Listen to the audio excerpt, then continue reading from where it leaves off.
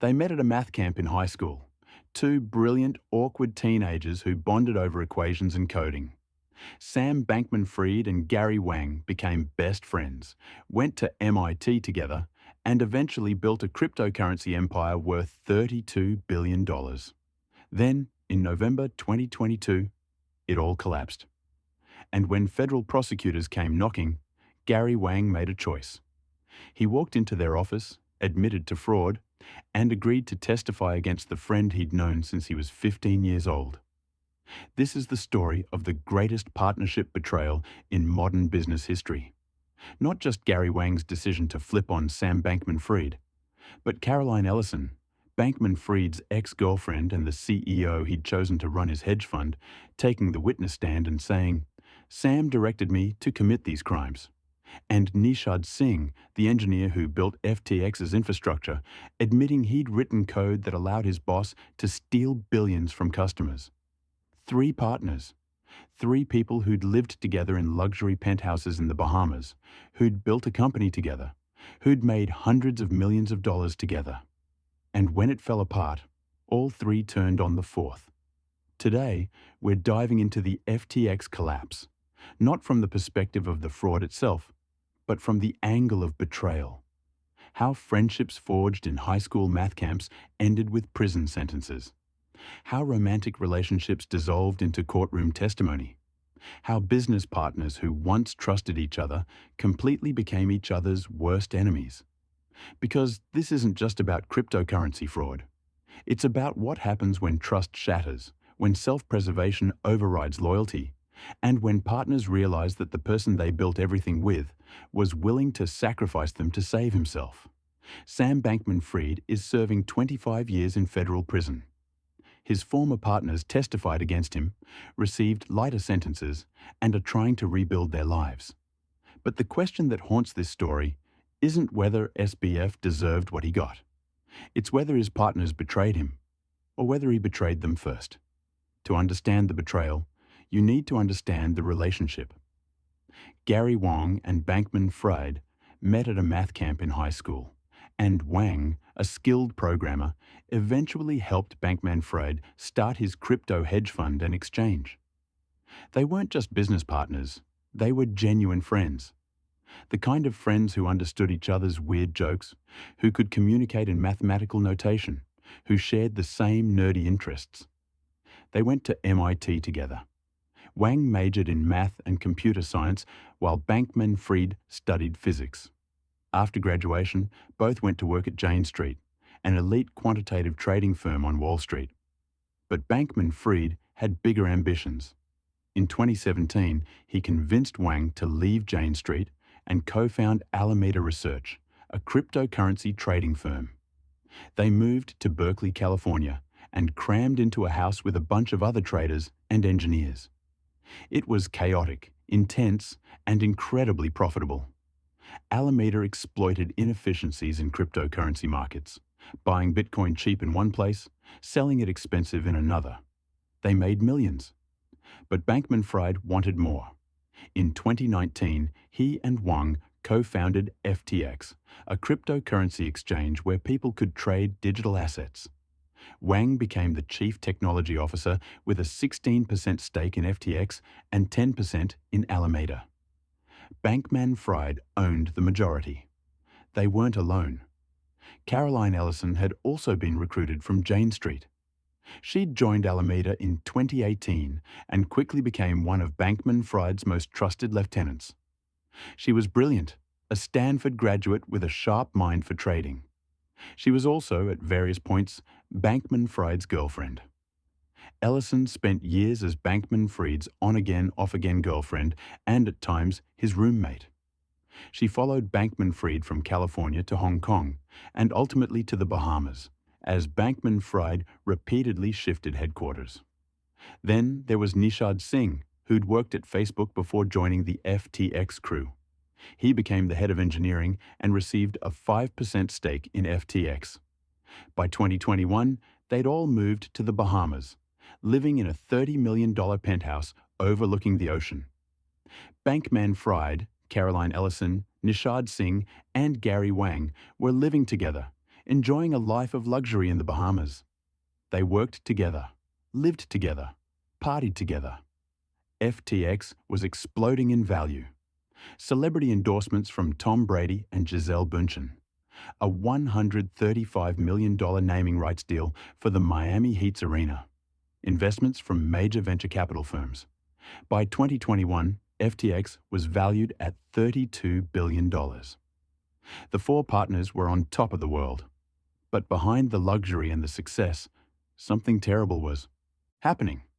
Wang admitted to creating FTX's software code that allowed Alameda special privileges on the FTX platform that gave Alameda the ability to withdraw funds or transfer funds regardless of what Alameda had in its account, even if that would cause the account balance to become negative, thus allowing it to steal FTX customer funds. Gary Wang, the quiet programmer who'd been Bankman-Fried's friend since high school, had written code that would let them steal from their own customers. And he'd done it because Sam asked him to. Here's where the story gets complicated. Because when you talk about betrayal, you have to ask, who betrayed whom first? The evidence at trial painted a clear picture. FTX positioned itself as a safe, regulated cryptocurrency exchange. Customers deposited billions of dollars, believing their money was secure and segregated from FTX's own operations. But it wasn't. FTX customer assets were routinely accepted and held by Alameda and commingled with Alameda's funds. Bankman-Fried, Ellison, and Wang engaged in a fraudulent scheme to misappropriate FTX customer assets for use by Alameda and by FTX and Alameda executives, including luxury real estate purchases, political contributions, and high-risk, illiquid digital asset industry investments.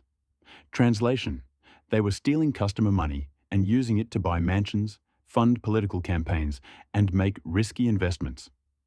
Caroline Ellison testified that she was in a constant state of dread. Sam directed me to commit these crimes, Ellison said in court after she told prosecutors that she, Bankman-Fried, and others had committed fraud.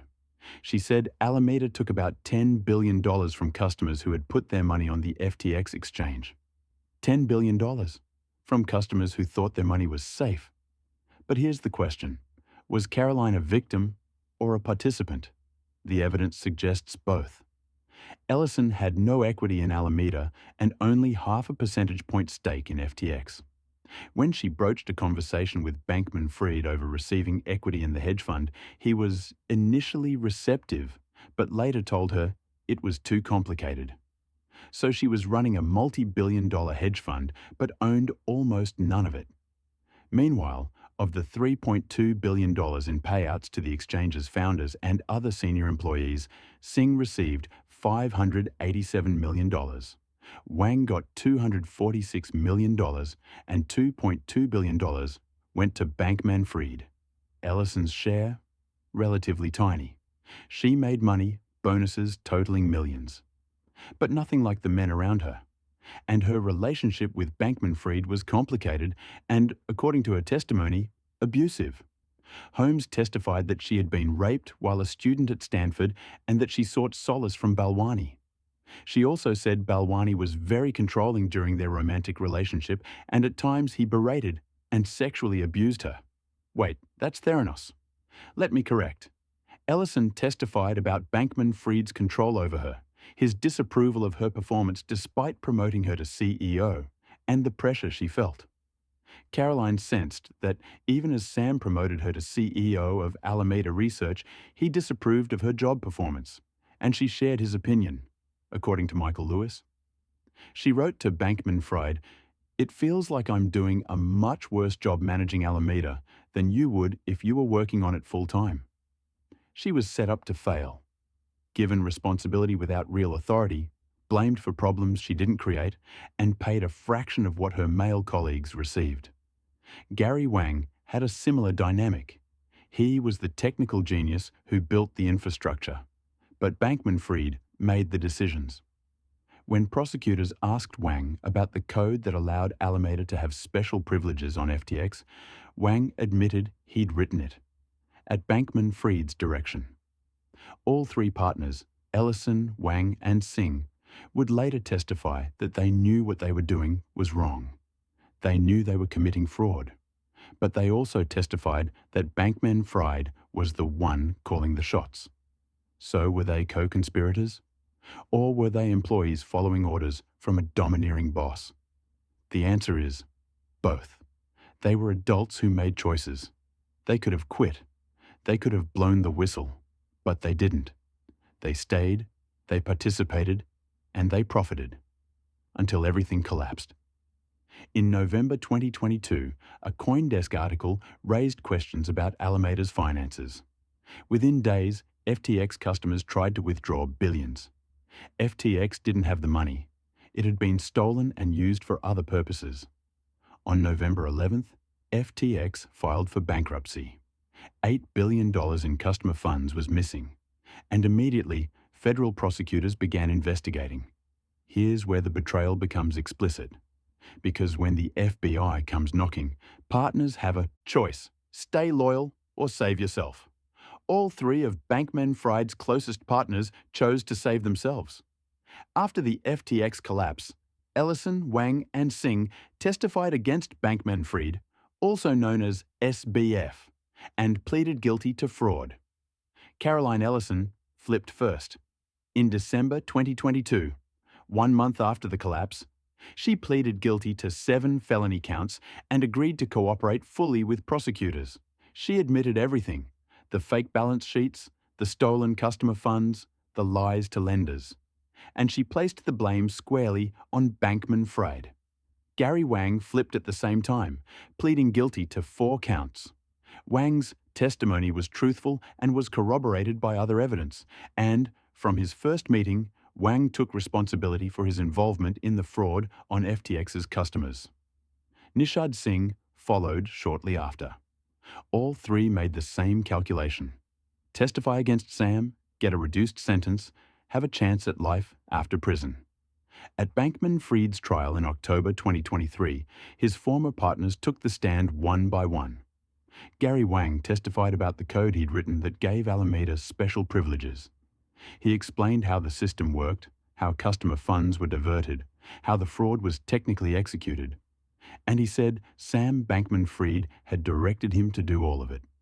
Then came Caroline Ellison, the prosecution's star witness, Bankman-Fried's ex-girlfriend, the woman who'd followed him from California to Hong Kong to the Bahamas, who'd run his hedge fund, who'd been in those signal chats discussing how to hide the fraud. She spent 3 days on the stand. She showed the jury fake balance sheets that made Alameda look solvent when it wasn't. She revealed signal messages where Bankman-Fried directed her to lie to lenders. She testified that he'd told her to commit crimes. "I've seen a lot of cooperators over the years, and I've never seen one quite like Miss Ellison," said Judge Lewis Kaplan, praising her extensive cooperation. Her testimony was devastating, detailed, credible, damning. And it came from someone who'd been in the room for all of it. Bankman-Fried's defense tried to argue that Ellison was actually the one responsible, that she'd mismanaged Alameda, made bad trading decisions, and was now trying to blame her ex-boyfriend to save herself. The jury didn't buy it. On January 3, 2024, Sam Bankman-Fried was convicted on all 7 counts: wire fraud, conspiracy to commit wire fraud, securities fraud, conspiracy to commit securities fraud, and conspiracy to commit money laundering. He was sentenced to 25 years in federal prison. His partners, Caroline Ellison, was sentenced to 2 years after extensively cooperating with authorities. Nishad Singh was sentenced to time served after extensive cooperation. Gary Wang faces sentencing, but prosecutors recommend leniency due to his cooperation. 2 years versus 25 years. Time served versus a quarter century. That's the price of loyalty versus the reward of betrayal. So let's answer the question: who betrayed whom? Did Gary Wang betray Sam Bankman-Fried by testifying against his best friend from high school? Or did Sam betray Gary by asking him to write code to steal from customers, putting Gary in legal jeopardy?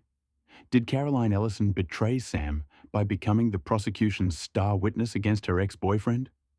Or did Sam betray Caroline by controlling her, underpaying her, setting her up to take blame, and directing her to commit crimes. The truth is, everyone betrayed everyone. Bankman-Fried betrayed his customers by stealing their money. He betrayed his investors by lying about FTX's financials. He betrayed his partners by putting them in positions where they had to choose between committing crimes or losing their jobs and equity. But his partners betrayed him too. They could have refused. They could have quit.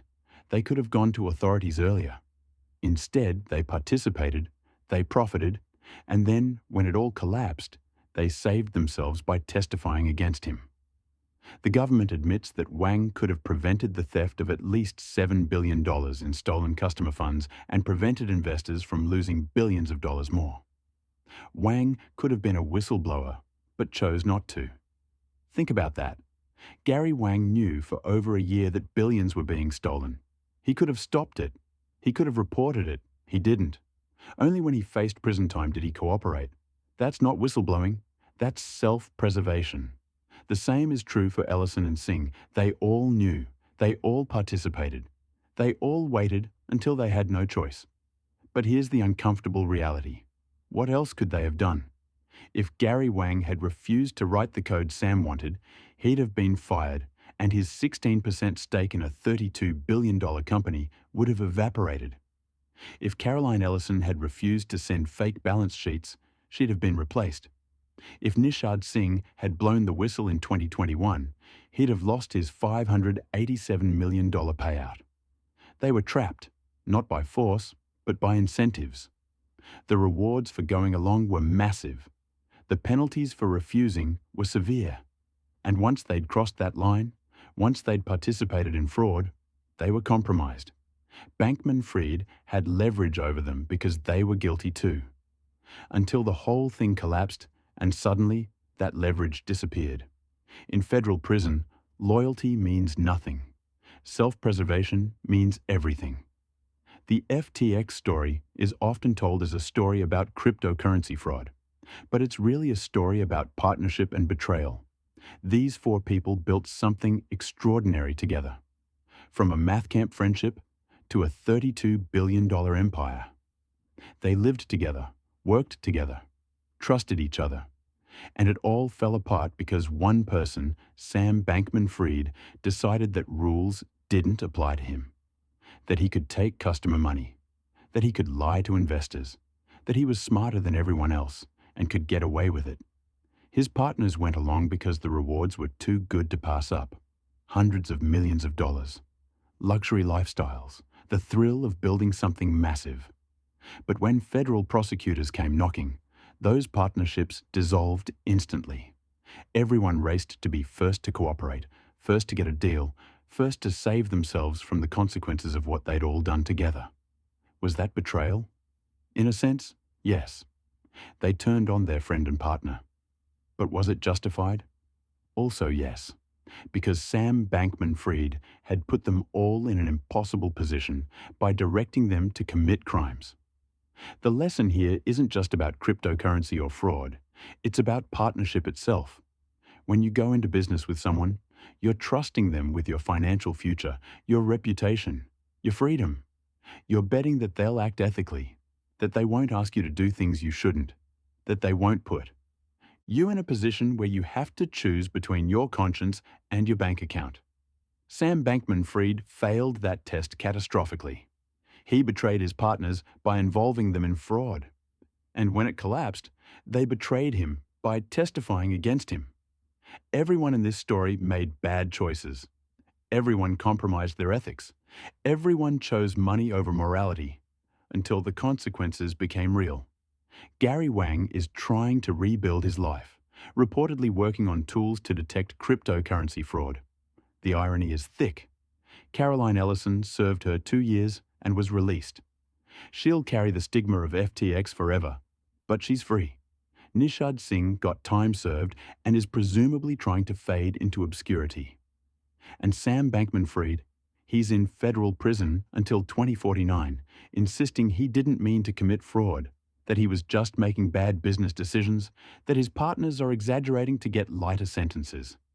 Maybe he's right. Maybe they did exaggerate. Maybe the truth is somewhere in between what the prosecution alleged and what the defense claimed. But here's what we know for certain. When the pressure was on, when facing decades in prison, three people who'd built everything with Sam Bankman-Fried didn't hesitate to testify against him. That's not just about saving themselves. That's about anger, about feeling betrayed themselves, about wanting to hold him accountable for putting them in that position. The greatest business partner betrayal isn't just that they turned on each other. It's that they ever trusted each other in the first place while committing fraud. Because when your partnership is built on crime, betrayal isn't a risk. It's inevitable.